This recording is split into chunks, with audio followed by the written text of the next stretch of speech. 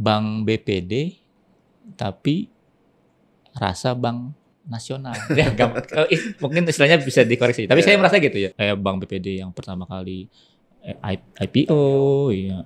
Kemudian cabangnya sudah hampir di seluruh Indonesia kalau nggak salah ya. 14 provinsi. Iya, dan ya sudah rasa bank nasional lah gitu lah, bank nasional. Gimana sih dalam komunitas BPD sendiri, BJB itu memang benar mereka mengakui bahwa BJB is other league dari BPD gitu. Jadi intinya Kang, intinya adalah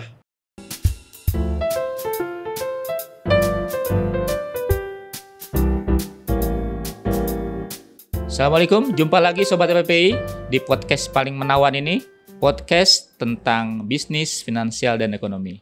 Saat ini saya sudah kedatangan tamu, lagi-lagi tamu-tamu istimewa, ya. Karena beliau dari Bank BJB, saya panggilnya Kang ya. Selamat datang Kang Isa di podcast kita. Terima kasih Kang. Kang Isa ini sebenarnya sedang sekolah ya di LPPI ini. Jadi LPPI itu punya semacam sekolah namanya SSP Bank, sekolah pimpinan bank yang sudah lebih dari 30 tahun kalau nggak salah. Dari sekian lulusan mungkin kalau dari lulus ya. Amin. Lulusan SSP yang dari BJB gitu kan, akan menambah daftar panjang BJB.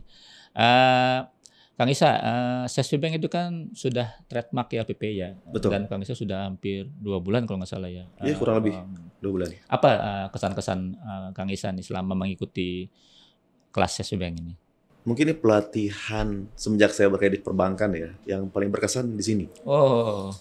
Selama 2 bulan pelatihan, ketemu dengan teman-teman dari orang terbaik dari perbankan, ya kan, dari Bank Himbara, dari swasta, dari BPD. Bahkan ada asingnya sekarang ya? Ada juga dari Dili. Dan Timor Leste. Itu orang-orang terbaik, karena terlihat ya dari kelasnya luar biasa aktif, terus kritis-kritis.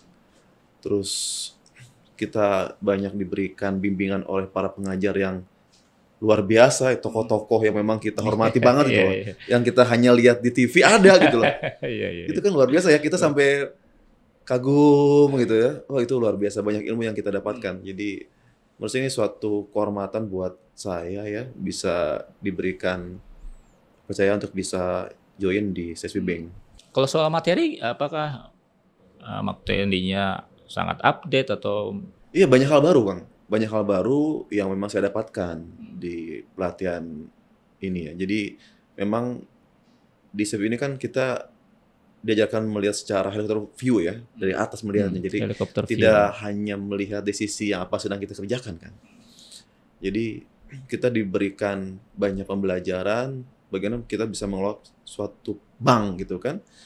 Itu menarik banget. Jadi kita didorong untuk bisa berpikir kritis, bagaimana bisa membangun suatu perusahaan bank yang memang kuat, sehat, dan bisa berdaya saing.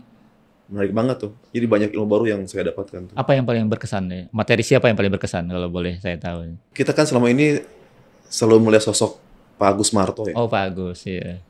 Wah, semua pimpinan-pimpinan saya tuh kalau bicara tentang beliau tuh selalu banyak hal yang positif sekali gitu loh.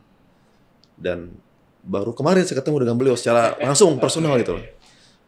Ya, beliau banyak mengajarkan filosofis ya terkait mengenai dunia perbankan, terus bagaimana beliau mengatasi krisis, terus bagaimana permasalahan tuh luar biasa. Ini menurut saya ya salah satunya beliau yang menurut saya sangat berkesan buat saya. Pak Agus memang salah satu bank yang ya di mana dia berada tuh bisa menyelesaikan masalah ya. Sejak dari Bank Permata, kemudian Bank Mandiri, kemudian dipercaya jadi Menteri Keuangan.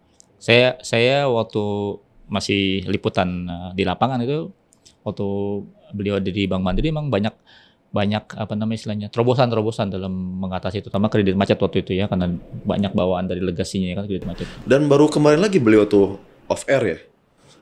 Kemarin sempat katanya hanya on air gitu ya. Pas angkatan kita tuh beliau katanya off air. Jadi lihat dengan kita bertatap muka langsung melihat beliau, sosok beliau gitu ya, yang menurut orang-orang teman-teman perbankan tuh salah satu orang yang sangat-sangat dihormati. Iya, gitu. master lah ya. Iyalah, guru lah. Dia guru besar. Guru besar perbankan, buat banker ya. Perbankan. Jadi alhamdulillah kalau Pak Agus Marto melihat podcast ini, makasih Pak sudah berkenan untuk bisa hadir di kegiatan sebelum kita kemarin. Kita sebenarnya minta waktu juga untuk beliau datang ya, cuman karena beliau waktunya agak sempit kemarin waktu setelah mengajar, beliau langsung pulang. Nah, dari kondisi yang ada nih Kang Isa ya, BJB kan kalau saya selama saya liputan tuh BJB itu kan bank BPD tapi rasa bank nasional. Ya, mungkin istilahnya bisa dikoreksi. Tapi saya merasa gitu ya. Kayak bank BPD yang pertama kali IPO, ya. Kemudian cabangnya sudah hampir di seluruh Indonesia kalau nggak salah ya. 14 provinsi. Iya, dan ya sudah rasa bank nasional lah gitu lah, bank nasional. Gimana sih dalam komunitas BPD sendiri, BJB itu memang benar mereka mengakui bahwa BJB is other league dari BPD gitu? Tidak lah, tentunya ya kita jangan sampai melupakan kita sebagai bank BPD ya. Karena kita besar seperti sekarang karena kita punya culture, punya itu ya BPD, bank daerah. Dan ya alhamdulillah teman-teman BPD lain pun mengakui bahwa BJB merupakan yang bank terbesar. Alhamdulillah teman-teman BPD juga banyak yang melakukan benchmarking ke bank BJB. Itu menurut saya sih suatu hal yang sangat kami hargai tentunya. Dan pastinya ya kami tidak akan pernah melupakan jati diri kami sebagai bank daerah tentunya. Dalam praktek kami melakukan strategi menasional ini suatu hal yang positif, ya kan? Karena kami lihat alhamdulillah justru pertumbuhan bisnis BJB itu cukup banyak ditopang dari wilayah-wilayah luar Jawa Barat, Banten sekarang ya alhamdulillah. Di Jakarta, di Sumatera, Kalimantan, Sulawesi, di Jawa Tengah, Jawa Timur. Cabang-cabang kita cukup memiliki prospek yang baik dan kami bersinergi dengan teman-teman BPD gitu loh. Jadi kami komitmen tidak akan mengambil captive market yang sudah dimiliki oleh bank daerah, betul, kita bersinergi. Karena banyak sekali potensi yang bisa digarap. Contoh misalnya UMKM-nya, komersialnya gitu kan. Atau kita membantu terkait bagaimana kita bisa membantu governance dari Pemda-Pemda dalam hal pengembangan smart city gitu. Jadi kita bisa kolaborasi dengan teman-teman bank-bank daerah lain. Itu relate sekali dengan divisi yang sekarang Kang Isa pimpin ya, hubungan kelembagaan ya. Iya, kita kan memiliki pemegang saham pemerintah daerah yang memang Pemda ini luar biasa ya, support pada kami dan memang sudah keharusan kami mensupport juga menjadi apa yang menjadi program-program dari Pemda, bagaimana bisa dalam memberikan pelayanan yang terbaik buat masyarakat ya kita support kan. Ya, artinya hubungan kelembagaannya nggak hanya ke Pemda, sekarang ke BPD lain, bahkan mungkin ke Mendagri. Pasti kita, kan memang tugas kami tidak hanya bicara mengenai cakupan di daerah, tapi nasional. Jadi kami harus melakukan pendekatan terhadap teman-teman dari kementerian, misalnya yang berkaitan, terus dengan BUMN. Jadi alhamdulillah di Hubung Kelembang ini saya banyak mendapatkan manfaat kan, terutama jaringan nih. Ya kan, itu yang paling penting kan. Networking ya. Networking itu paling penting banget dalam dunia perbankan. Alhamdulillah suatu anugerah buat saya lah bisa sudah jabatan seperti saat ini ya di Hubung Kelembagaan. Nah, saya dengar di BJB itu ada proyek mengembangkan ekosistem desa, Kang Isa. Jadi ya mungkin nanti Kang Isa bisa jelaskan gitu bagaimana memberdayakan dana-dana desa yang sekarang kan masif ya, dari pemerintah pusat, pemerintah daerah, pemerintah provinsi, pemerintah daerah tingkat 2 juga memberikan dana-dana ke desa-desa ya. Nah, tapi kebanyakan ya miskelola, mismanajemen. Nah, BJB punya inisiatif membangun ekosistem yang tujuannya adalah supaya dana-dana itu dipergunakan sesuai. Ya, bisa ceritakan program itu, Kang Isa? Ini menjadi hal yang memang jadi concern kami di Bank BJB ya. Bahwa kita lihat desa ini sudah diberikan keluasan anggaran oleh pemerintah pusat, ya, diberikan dana cukup besar oleh negara, oleh provinsi, dan kita lihat ada kebutuhan dalam hal tata kelola keuangan di desa. Karena itu betul tata kelola. Karena itu BJB melihat dan memang berdasarkan need kebutuhan dari teman-teman dari para aparatur desa ya, bahwa perlu banyak bantuan dari stakeholder lain terkait tata kelola keuangan desa ini. Jadi BJB hadir membantu bagaimana bisa membantu peningkatan tata kelola tersebut. Dengan cara apa? Banyak yang kita lakukan. Jadi kita membantu suatu ekosistem desa digital. Oh, desa digital. Kita namanya desa digital. Mulai dari proses tata kelola keuangan di desanya. Jadi kita bantu proses transaksinya, mulai dari proses tadi misalnya pengajuan dana desanya, terus pelaporan, pertanggungjawabannya secara online. Oh, Secara semuanya online. nanti dilakukan online berarti ya? Betul. Dipermudah oleh... Betul. Kita kembangkan juga aplikasi Smart Village juga. Oh, dibikinkan aplikasi untuk mereka gitu? Betul. Kita misalnya dalam nanti kita kalau bisa aplikasi tersebut, ketika misalnya masyarakat ingin mengajukan proses pembuatan surat-surat, cukup online saja. Terus masyarakat bisa mengecek juga mengenai informasi terkait desa. Apa sih menjadi potensi dari UMKM di desa tersebut misalnya. Berapa sih anggaran yang digunakan untuk pembangunan di desa? Itu sudah transparan nantinya. Dan itu di sebuah sistem informasi tersendiri ya? Betul. Di setiap desa atau di BJB? Di desa. Di desa. Nah, yang menarik juga desa-desa ini, rekan-rekan aparatur desa ini tidak perlu datang ke bank untuk transaksi. Kita berikan IBC, Internet Banking Corporate. Jadi kalau dulu desa kalau mau ngambil uang misalnya atau setor uang itu harus datang ke bank kan. Kita berikan aplikasi. Cukup di kantornya saja aplikasi online. Online betul, dan yang menariknya itu nanti online inline dengan sistem keuangan desa milik BPKP. Oh, sudah disesuaikan soal sistem BPKP. Oh, jadi itu yang akan membantu proses pertanggungjawaban. Dan tujuan kami adalah agar desa ini bisa merubah pola kebiasaan yang secara ini masih tunai menjadi non tunai. Jadi benar-benar akan terrekod dengan baik dan memudahkan mereka dalam pelaporan. Dan meminimalisir penyalahgunaan ya. Tidak hanya di sisi ini saja, kita bantu dalam pemberdayaan di desa. Contoh misalnya kita punya di desa ada BUMDes misalnya, kita berdayakan BUMDes. Kita undang teman-teman dari kementerian atau BUMN misalnya. Contoh misalnya ketika desa memerlukan tertarik untuk mengembangkan Pertashop misalnya, kita bisa undang teman-teman dari Pertamina Retail misalnya. Oh, oke. Dipertemukan. Pertemukan karena mereka ada paket-paket yang ditawarkan. Nah, terkait pembiayaan dari kita, dari Bank BJB. Jadi mapping potensi industri di desa, kemudian BJB mempertemukan dengan boleh dibilang stakeholdernya yang membutuhkannya. Iya, betul. Nanti pembiayaan bisa masuk. Misalnya dengan rumah pangan kita Bulog misalnya. Itu kita udah kerjasama dengan Bulog juga. Jadi BUMDes bisa sebagai nanti agen dari Bulog misalnya. Oke. Atau misalnya dengan RNI misalnya untuk para pelaku UMKM-nya, masyarakat, kita bisa coba bantu juga. Kita lagi kembangkan juga kerjasama dengan Semen Indonesia misalnya. Jadi nanti bisa menjadi agen-agen Semen Indonesia tuh. Di BUMDes-nya dimanapun itu nanti berada. Itu yang selanjutnya. Terus kita punya namanya PESAT, Pemberdayaan Ekonomi Masyarakat Terpadu.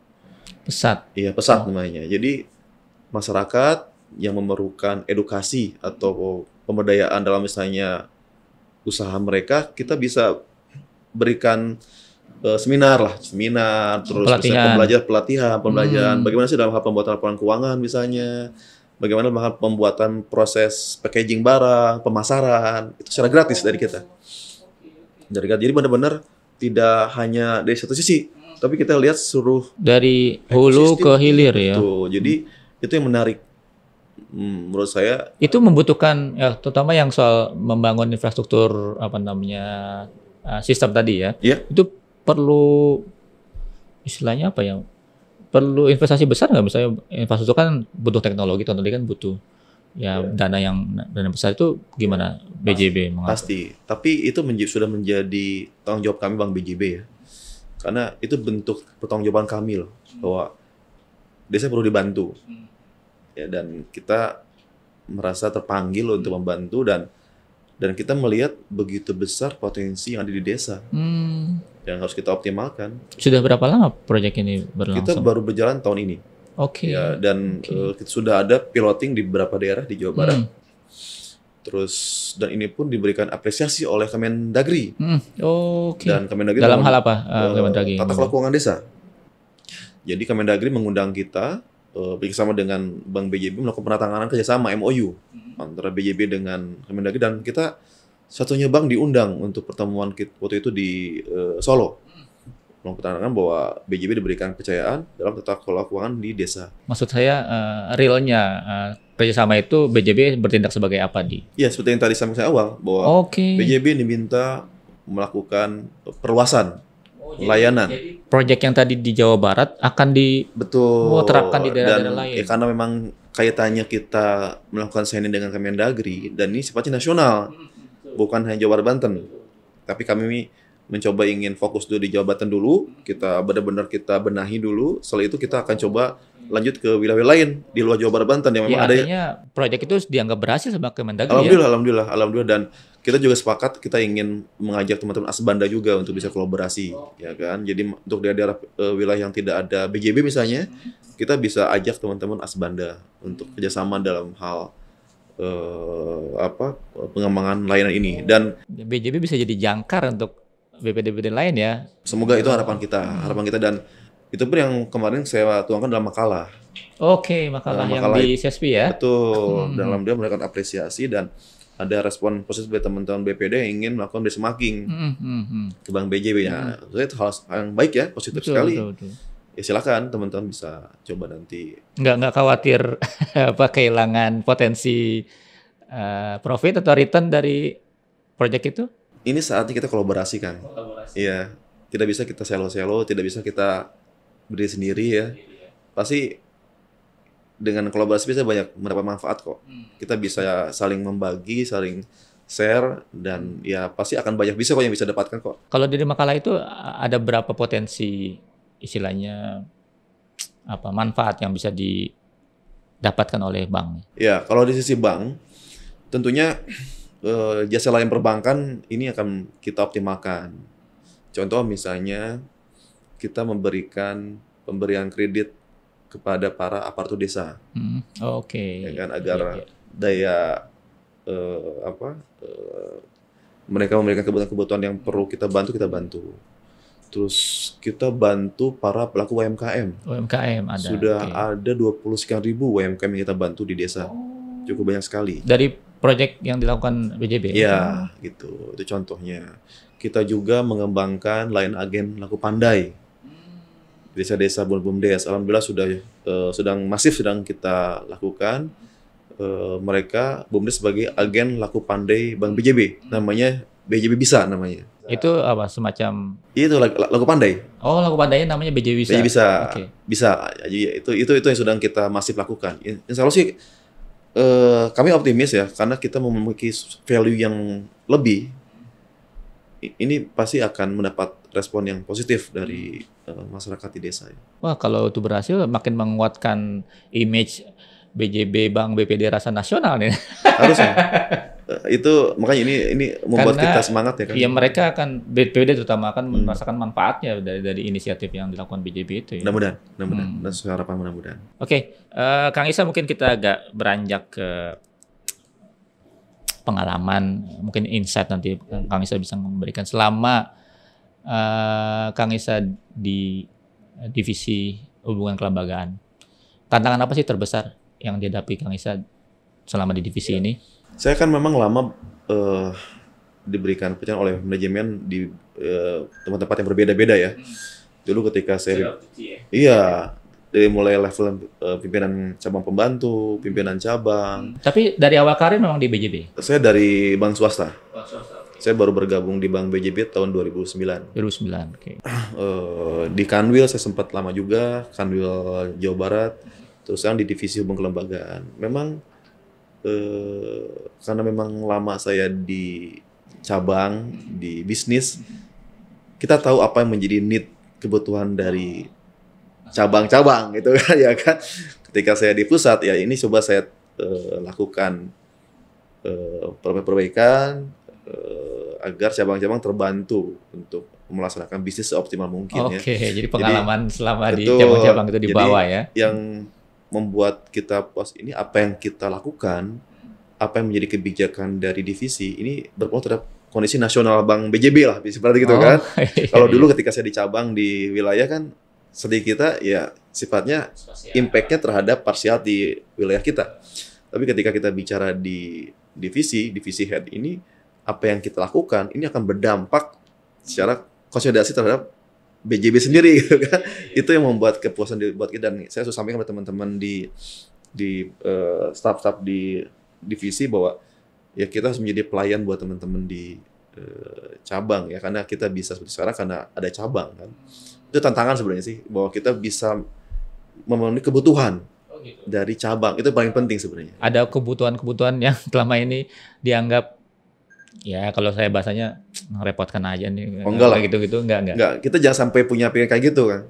Karena ya perusahaan bisa, ya bank ya, BJ bisa karena memang teman-teman di cabang yang luar biasa gitu loh. Kita sifatnya membantu teman-teman kan agar mereka bisa smooth jalannya ketika melakukan bisnis ya. Jangan sampai kita merasa direpotkan karena tanpa mereka kita tidak bisa apa-apa gitu kan. Betul. Jadi nggak ada feeling bahwa kita dibebankan oleh divisi lain atau kita pelayan mereka kok. Kita pelayan cabang. Kalau dari sisi industri perbankan secara keseluruhan, tantangan apa yang Kang Isa lihat terbesar sekarang ini yang dihadapi oleh perbankan? Sekarang tuh era disrupsi Kang. Ya, perubahan secara besar-besaran kan. Ini tantangan buat kita semua loh.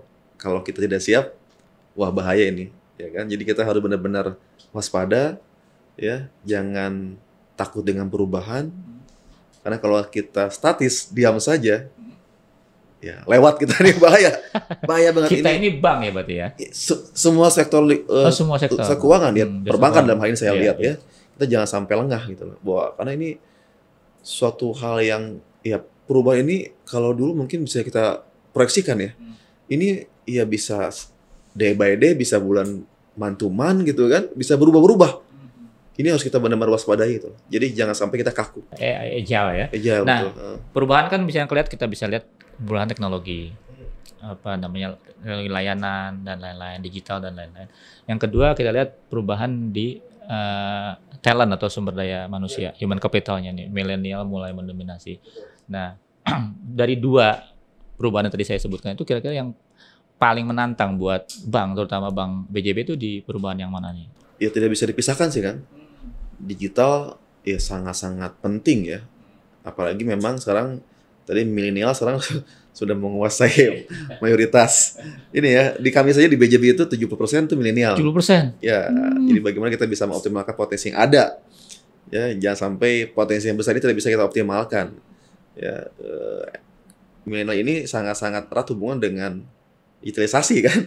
Ya kan, jadi tidak bisa dipisahkan. Memang ini dua hal yang harus kita benar-benar kita kelola dengan baik gitu loh, karena tidak bisa parsial gitu.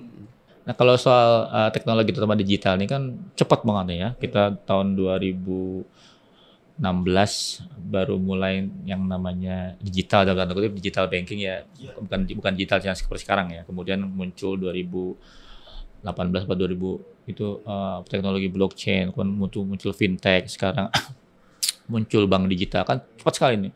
Belakangan lagi ada metaverse yang mungkin juga perbankan akan mengadopsinya. Nah, gimana BJB terutama melihat perubahan teknologi yang cepat itu? Apakah kita harus bergerak kan? Kita harus bergerak, jangan sampai kita tertinggal. Tapi jangan juga kita terlalu overlapping, ya kan? Early adopter kan kalau ada early adopter ya. Betul. Kita sih sekarang mengembangkan hybrid bank lah, tidak digital fully kan. Jadi kita masih memerlukan branch ya, karena wilayah-wilayah kita tersebar cukup banyak. Jadi kita tetap mempertahankan branch meskipun ada beberapa cabang-cabang yang kita coba merge ya untuk lebih efisien. Misalnya di Jakarta ada beberapa KCP yang kita merge itu. Itu tetap kita optimalkan terkait pengembangan digital ini. Kita sudah memiliki direktur khusus IT.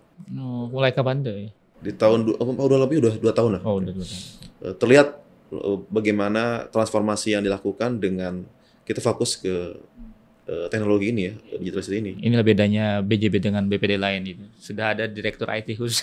Iya, dan ya itu seriusnya kita manajemen melihat, ya. Manajemen kita melihat pertumbuhan fee base dari transaksi di Digi ini ya, ini luar biasa signifikan sekali kan.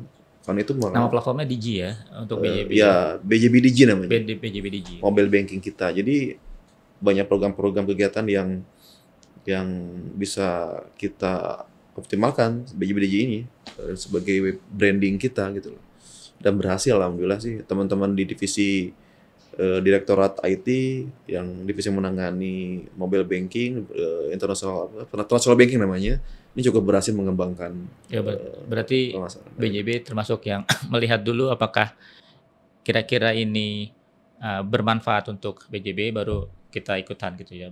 Bukan kan kadang-kadang ada yang nice to have, oh ada digital banking ikut dari awal. Padahal mungkin dari internalnya belum begitu membutuhkan. Nanti metaverse kan tiba-tiba ikut metaverse gitu. Jadi intinya adalah berdasarkan need dari nasabah ya. Jangan sampai kita mengembangkan suatu layanan tapi sebenarnya customer kita belum memerlukan gitu loh. Itu pentingnya. Jadi kita harus melihat tahu apa menjadi kebutuhan need dari nasabah kita, baru kita penuhi itu. Iya. Ya kan seperti itu. Jadi nggak asal ikut ya. Janganlah, kan. Itu kan biaya itu cukup mahal nanti pengembangannya kan. Jadi benar-benar kita harus melihat need dari nasabah kita. Banyak kan bank-bank yang ya akhirnya nice to have sekarang kalau buat digital ya, padahal mereka belum butuh gitu. Oke, Kang Isa nih mungkin agak hampir terakhir kita ya. Selama di LPP kesan lah ya. Selama di LPP ikuti pelatihan ini apa? Yang pasti betah kan? Yang pasti betah. Kalau boleh jangan 2 bulan. Cukup lah 2 bulan. Karena banyak kerjaan yang harus kita lakukan. Ya, tadi saya bilang sejak awal bahwa pelatihan di LPP ini merupakan pelatihan yang terbaik yang saya dapatkan ya, karena saya mendapatkan banyak teman orang-orang terbaik juga. Saya mendapatkan banyak ilmu dari para senior-senior yang memang sangat-sangat kita kagumi. Terus fasilitas yang kita nikmati di LP ini luar biasa ya. Dulu saya di bank sebelumnya, saya juga punya tempat pelatihan yang cukup besar di Ciawi itu, Danamon tuh. Tapi ini kan di kota ya, di Kemang gitu kan. Kalau pengen ke mall kita tinggal jalan kaki ke Mangpile gitu kan. Tapi suasananya enak Sejuk, banget, ambience ya, dan makanya dapat banget nih ambience buat belajar sih dapat banget. Tapi alhamdulillah yang paling saya dapat rasakan tuh manfaat ini adalah adanya kebersamaan dari teman-teman seangkatan yang nanti pasti kita akan sering ketemu nih. Dan yang paling penting itu jaringan kan.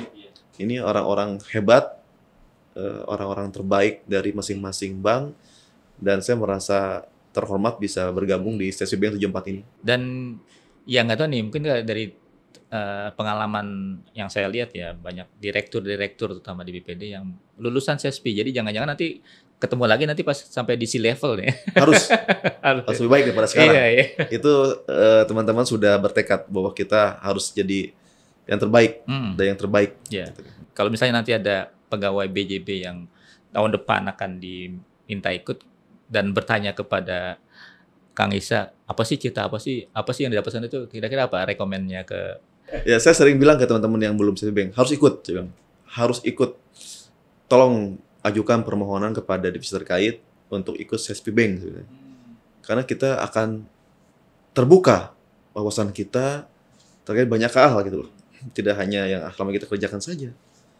Jadi ya tolong teman-teman yang belum, yang memang sudah secara ketentuan sudah bisa, itu agar segera mungkinlah secara bertahap ikut serta untuk CSP Bank, karena akan sangat banyak manfaatnya ya. Dan ya CSP Bank tidak hanya belajar di kelas, kita juga ada benchmarking gitu kan. Itu yang menarik juga. Menarik itu. Benchmarking memang itu. Benchmarking, tapi bukan itu kan sebenarnya Kang. Benchmarking juga banyak hal yang positif. Kita bisa melihat wawasan view kita mengenai perbankan di luar seperti apa. Menurut saya itu hal yang positif, jadi kita terbuka. Wawasan ya kan ya Pak ya. Paling penting wawasan sebenarnya. Oke, thank you Kang Isa. Waktunya nih Sobat LPP, tidak terasa kita sudah di ujung perbincangan dengan Kang Isa. Mudah-mudahan bermanfaat dan menginspirasi Sobat LPP sekalian. Jangan lupa tunggu podcast kita selanjutnya. Selamat siang.